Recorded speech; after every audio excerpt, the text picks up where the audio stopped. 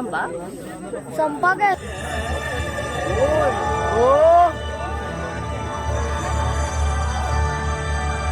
ये खड़े है। विनम्र किसान का बेटा था वो दृढ़ता का भंडार। वल्लभ भाई पटेल नाम कहलाता था सरदार। कृषक कार्मिक जनगण से था उसको प्यार अपार। अखिल देश ने उसे रहनुमा किया था स्वीकार।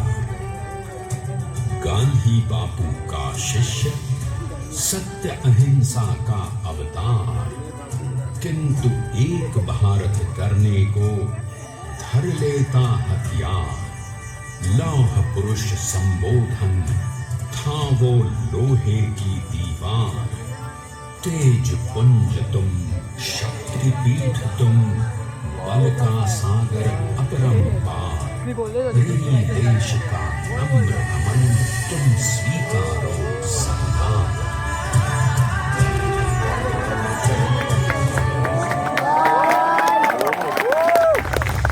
1857 में अंग्रेजों को ललकारने वाले पहले स्वतंत्रता संग्राम के एक सक्रिय सिपाही थे झवेर भाई पटेल। करमसद गांव के इस बहादुर देशभक्त किसान और उनकी पत्नी लाड भाई के 5 बेटों और 1 बेटी में से चौथे पुत्र थे वल्लभ भाई। बालक वल्लभ ने करमसद के बाद नडियाद से अपनी हाई स्कूल की शिक्षा पूरी की। फिर 13 साल की उम्र में उनकी शादी भी हो गई, छोटी सी झवेर बाई से। 2 बच्चों, बेटी मणिबहन और बेटे डाया भाई को जन्म देने के बाद झवेर बाई असमय ही चल बसी। सदी बदलने और 20वीं सदी आने पर उनका जीवन भी एक चमत्कार की तरह बदला। प्लीडर का इम्तिहान पास करके वो वकालत करने लगे। पहले गोधरा, फिर आणंद और उसके बाद अहमदाबाद में। मगर जल्द ही वकालत छोड़कर वो बैरिस्टर बनने की इच्छा से इंग्लैंड चले गए। लंदन में बैरिस्ट्री में अव्वल आने और वजीफा जीतने वाले वो अनोखे भारतीय थे। अब तो अहमदाबाद की वरिष्ठ अदालत में बैरिस्टर पटेल की जिरह और जीतों की धूम मच गई।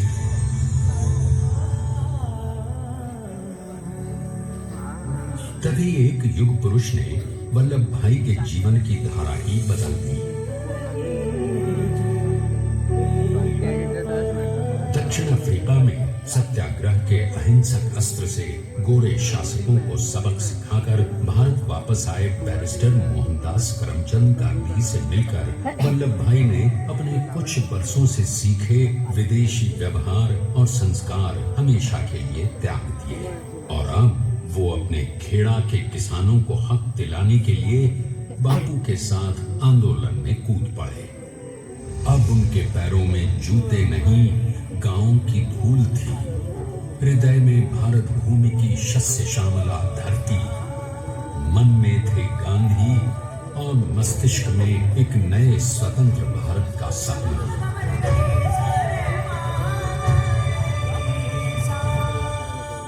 तभी बारडोली के मजबूर मजलूम किसानों की यातना का समाचार उनके पास पहुंचा। तुरंत वल्लभ भाई वहां पहुंचे और यूं शुरू हुआ भारत का सबसे बड़ा और सफल किसान आंदोलन बारडोली। वल्लभ भाई ने बारडोली के 87,000 किसानों को ऐसा अटल अडिग अचल मनोबल दिया कि अंग्रेजी सरकार हिल गई और 1 बरस के बाद उनका लगान माफ कर दिया गया। अब तो पूरे देश में लोग वल्लभ भाई के नाम की कस्में खाने लगे। स्वयं महात्मा गांधी ने कहा, अब वल्लभ भाई मेरे शिष्य या साथी नहीं, सारे देश के सरदार हैं। और देश को मिल गया एक अनोखा असरदार सरदार।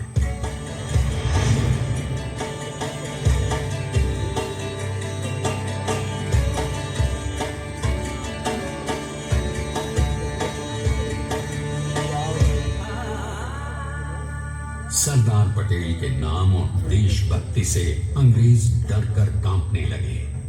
1930 के नमक सत्याग्रह और दांडी कूच में वो बापू से भी पहले गिरफ्तार किए गए।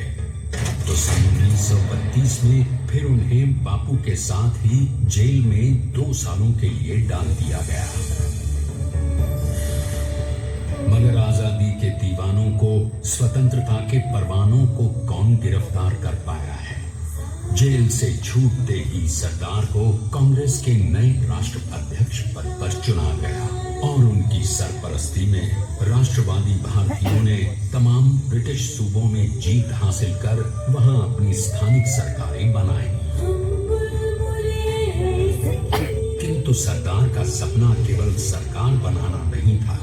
उनका स्वप्न तो था एक ऐसे नए भारत का जहां हर रंग, हर रूप, हर जात, मजहब, तबके का हिंदुस्तानी एक साथ मिलकर एक ऐसा नया भारत बना सके जहां पूर्ण स्वराज के साथ सारे समाज को गरीबी, अशिक्षा, छुआछूत से भी आजादी मिल जाए।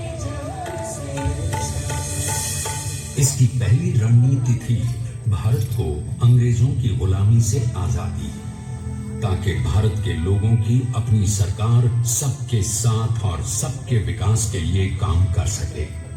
बापू की अगुवाई में अब देश ने अंग्रेजों को अंतिम चेतावनी दे दी, करेंगे या मरेंगे, क्विट इंडिया, अंग्रेजों भारत छोड़ो।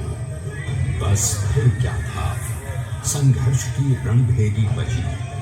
3 सालों के लिए सरदार पटेल को भी सत्याग्रही नेताओं के साथ जेल में ठूंस दिया गया। 2 सालों के बाद अंग्रेजों को बापू के सभी शिष्यों और साथियों को छोड़ना पड़ा।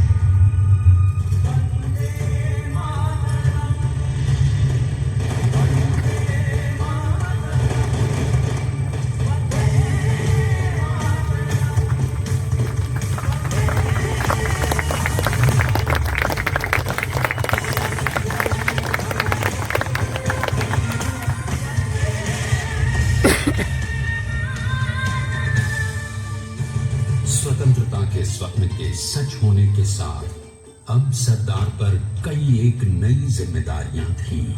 आने वाली आजादी की तैयारी और एक नए भारत के लिए नए लोकतांत्रिक संविधान की संरचना। जैसा उनके साथी ने खुद कहा था, सरदार ने ही छेनी हथौड़ी लेकर एक नए भारत को उकेरा है।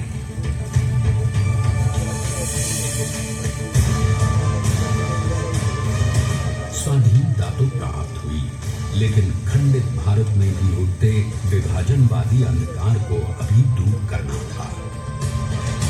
जब देश के खंड खंड होने का भय उत्पन्न होने लगा, तो सरदार ने निर्भय होकर खुद अपनी केंद्र सरकार और साथियों को भी चुनौती दे डाली और जम्मू कश्मीर को बचाने के लिए सारे देश का आकाश वायुयानों से भर गया।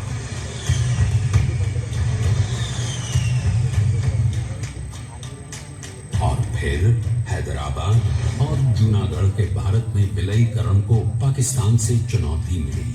सरदार चाहते थे कि देश की 1 इंच धरती अब और विभाजित नहीं होनी चाहिए। नए भारत को एक करने के लिए समझा बुझाकर, मना कर 565 रियासतों को सरदार ने अपनी सूझबूझ, सदाशयिता, संबल से एक नए स्वतंत्र भारत का अभिन्न अंग बना दिया।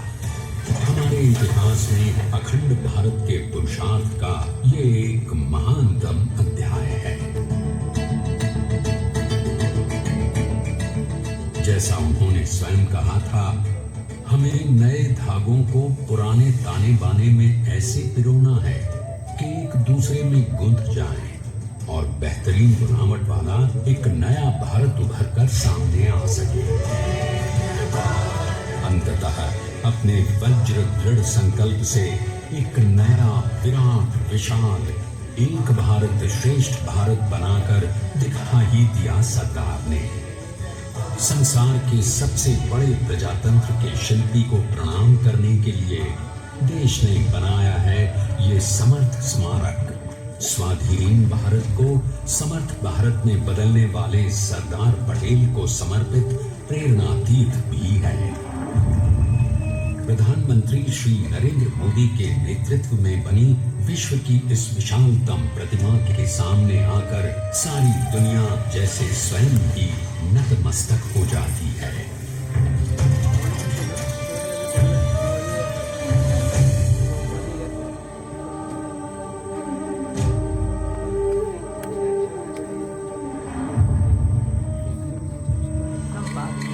देश को बना गया वो अमित अटल, हरा सका उसे न कोई शत्रु दल, चट्टान के समान सा पुरुष प्रबल, देश का सम्मान है, पटेल को स्वदेश का सम्मान है, पटेल को स्वदेश का सम्मान है, पटेल को स्वदेश का सम्मान है।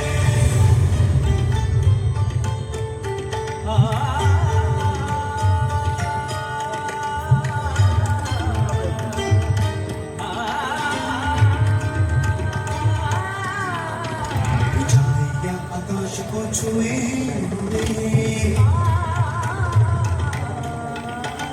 गहराइयां समुद्र की लिए हुए, कदम अधिक जमीन पर जमे हुए, पटेल अपनी आने वाली शान है, पटेल अपनी आने वाली शान है, पटेल को स्वदेश का सम्मान है, स्वदेश का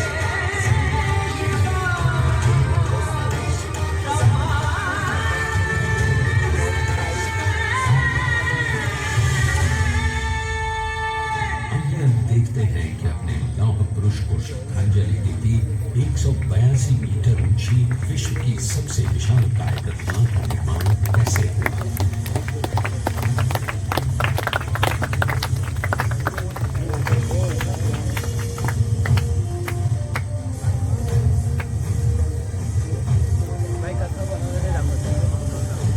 गगन चुंबती इस अद्वितीय अभूतपूर्व प्रतिमा को बनाने के लिए सबसे पहले नदी पर 4,500 क्यूबिक मीटर का राफ्ट बना और फिर सीधा 600 फीट का कंक्रीट का कोर बनाया गया।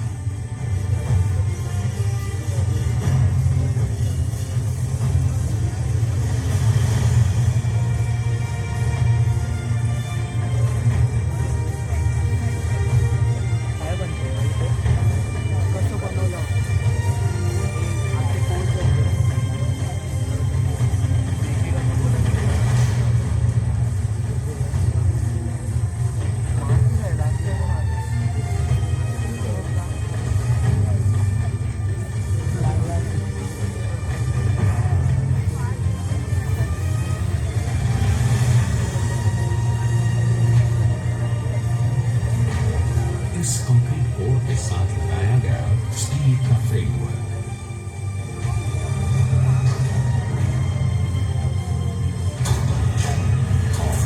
इस फ्रेमिंग पर 6,500 ब्रॉन्ज के पीसेस लगाए गए।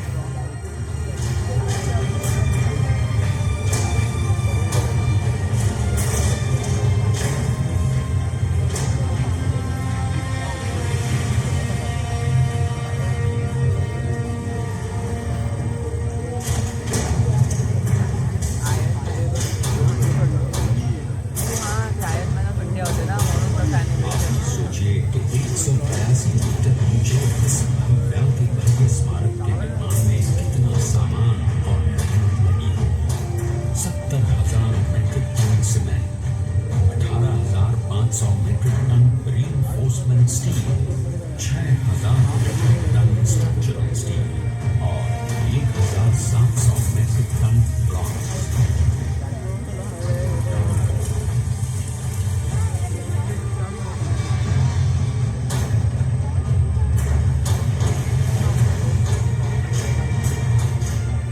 स्टैच्यू ऑफ यूनिटी आज एक वर्ल्ड आइकॉन है और इसे मुमकिन बनाने में एक सेकंड भी ब्रेक लिए बिना देश भर की टीम्स ने 24/7 काम किया।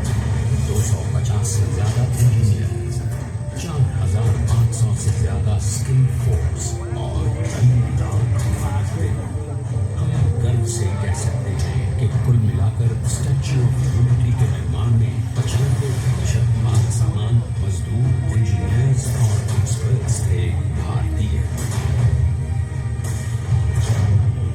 जानते हैं कि 182 मीटर ऊंची इस भव्य प्रतिमा को बनाने में कितना समय लगा? डिजाइन के लिए 12 महीने और निर्माण के लिए 34 महीने, यानी कुल मिलाकर केवल 46 महीने।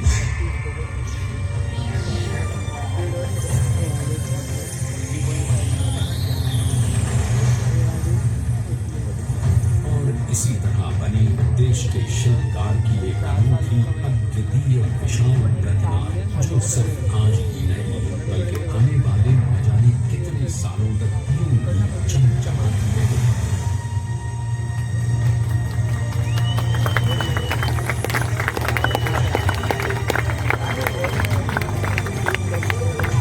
सर मैं ते ग्रीन होना ते दाखवतो क्या होगा 46 महीनों तक लगातार बिना रुके एकजुट होकर न जाने कितनों ने परिश्रम किया और उनका साथ दिया भारत के 125 और तभी मुमकिन हो पाया एक ऐतिहासिक निर्माण जो आज कहलाता है भारत की स्टैच्यू ऑफ यूनिटी, विश्व की सबसे ऊंची प्रतिमा।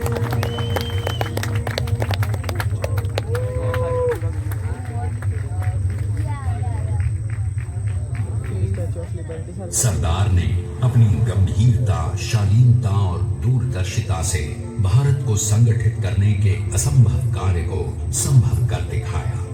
आइए आज हम सब उन्हीं की महिमा में विश्व के सामने एक उदाहरण रखें, क्योंकि ये ही भारत को श्रेष्ठता के मार्ग पर ले जाएगा। हमारा कर्तव्य ये है, हमें निश्चय कर लेना चाहिए कि हमें हिंदुस्तान में जितने लोग हैं सबको मिल के भाई भाई की तरह रहना है। स्टैच्यू ऑफ यूनिटी एकता की प्रतिमा और श्रेष्ठता का प्रतिबिंब है। एक पहल है इस अखंड भारत को श्रेष्ठ भारत बनाने के सपने को पूरा करने के लिए। एक पुकार है हम सबको एकजुट होने के लिए। एक आंदोलन है भारत को सबसे आगे ले जाने के लिए, श्रेष्ठ बनाने के लिए। आपके योगदान और विश्वास से ही बनेगा एक भारत श्रेष्ठ भारत। एकता का संदेश है कि भाषा अनेक, भाव एक, राज्य अनेक, राष्ट्र एक, पंथ अनेक, लक्ष्य एक, बोली अनेक, स्वर एक, रंग अनेक, तिरंगा एक, समाज अनेक, भारत एक, रिवाज अनेक, संस्कार एक, योजना अनेक, मकसद एक, कार्य अनेक, संकल्प एक, राह अनेक, मंजिल एक, पहनावा अनेक, सीमा एक, चेहरे अनेक, मुस्कान एक। ये एकता का संदेश लेकर के हम चले। और भाइयों बहनों, ये भारत की विशेषता है, विविधता में एकता। यही भारत की विशेषता है।